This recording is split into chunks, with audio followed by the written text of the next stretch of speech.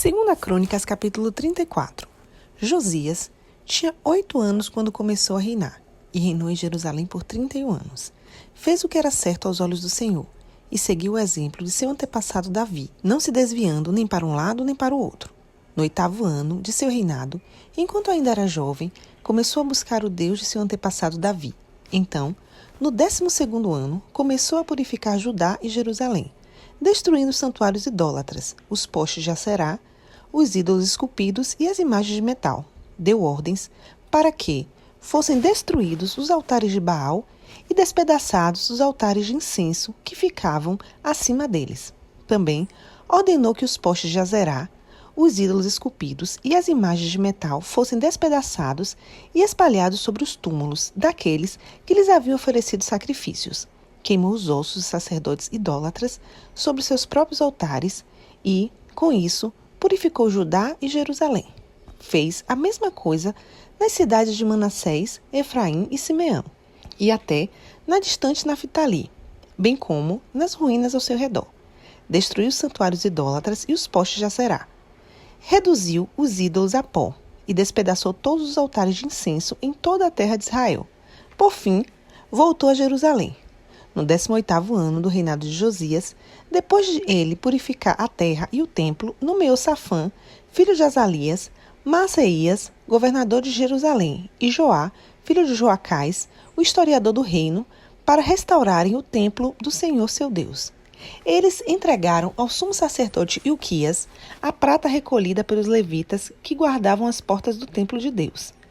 As ofertas foram trazidas pelo povo de Manassés e de Efraim e de todos os remanescentes de Israel, bem como de Judá e de Benjamim, e pelos habitantes de Jerusalém.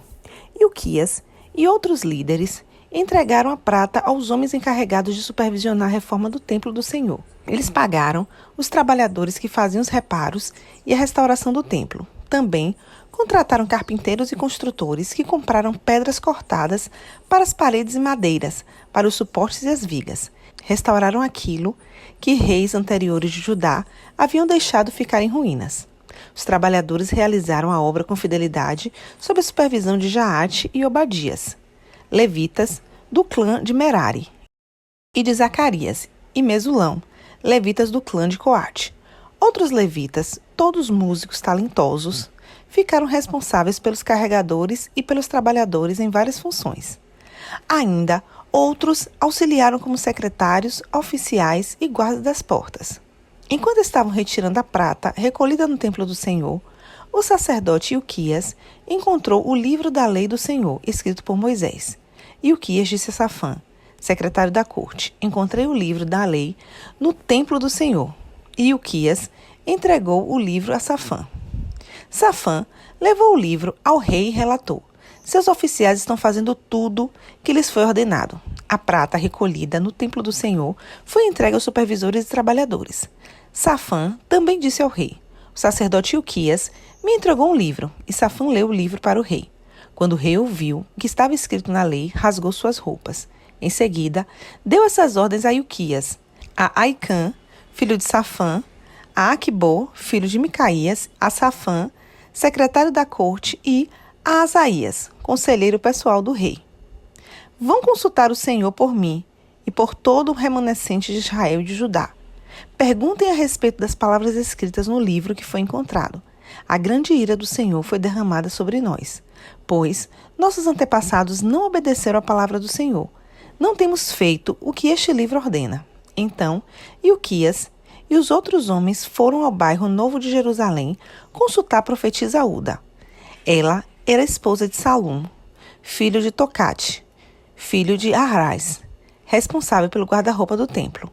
Ela lhes disse: o Senhor, o Deus de Israel, falou: voltem e digam ao homem que os enviou, que assim diz o Senhor: trarei desgraça sobre essa cidade e sobre seus habitantes. Todas as maldições escritas no livro que foi lido para o rei de Judá se cumprirão. Pois o meu povo me abandonou e queimou incenso a outros deuses. E estou grandemente irado com eles, por tudo que fizeram. Minha ira será derramada sobre este lugar e não será apagada. Mas vão ao rei de Judá que os enviou para consultarem o Senhor. Digam-lhe que, assim diz o Senhor, o Deus de Israel: a respeito da mensagem que acabaram de ouvir. Você se arrependeu e se humilhou diante de Deus, quando ouviu as palavras dele, contra esta cidade e contra os seus habitantes. Você se humilhou, rasgou suas roupas e chorou diante de mim. E eu certamente o ouvi, diz o Senhor.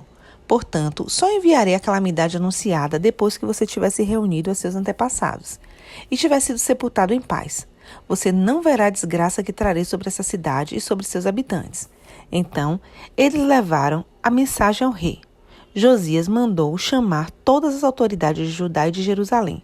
Subiu ao templo do Senhor com os sacerdotes e os levitas e com todo o povo de Judá e de Jerusalém, os mais importantes até os mais simples. Leu para eles todo o livro da aliança encontrado no templo do Senhor. O rei tomou seu lugar de honra junto à coluna e renovou a aliança na presença do Senhor. Comprometeu-se a obedecer ao Senhor e a cumprir seus mandamentos, preceitos e decretos de todo o coração e de toda a alma. Prometeu cumprir todos os termos da aliança escritos no livro. Exigiu mesmo de todos em Jerusalém e do povo de Benjamim. Os habitantes de Jerusalém fizeram essa promessa e renovaram sua aliança com Deus, o Deus de seus antepassados. Josias removeu todos os ídolos repulsivos de toda a terra de Israel e exigiu que todos adorassem o Senhor, seu Deus. E, pelo restante da vida do rei, eles não se afastaram do Senhor, o Deus de seus antepassados.